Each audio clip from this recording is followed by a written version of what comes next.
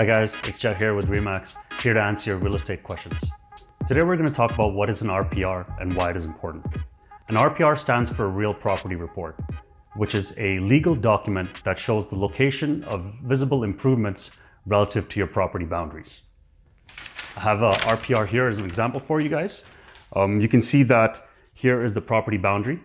Within the property, you see that there's a garage, there's a deck, there's some indication for fencing, and there's also a City of Calgary compliance stamp. So to explain how an RPR comes into play, I'm gonna walk you through a typical scenario. When you first buy a new house from a builder, you get the house typically without a fence, deck, or even sometimes a garage.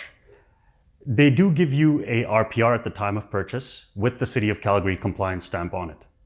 Now say you live in the house and then you decide, I'd like to make a couple of improvements, and you go ahead and build a garage, deck, shed, whatever it may be. Now your RPR is no longer compliant because you have changed what's on your property.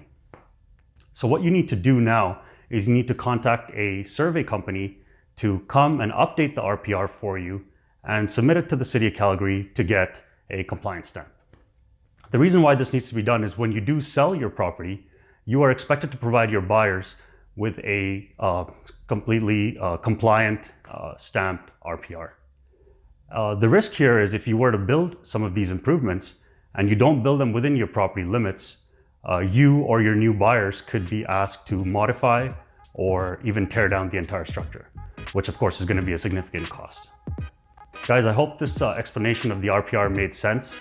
If you needed me to explain something in further, please leave a comment below.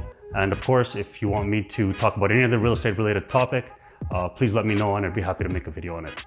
Thank you guys so much for listening, and I hope you have a wonderful day.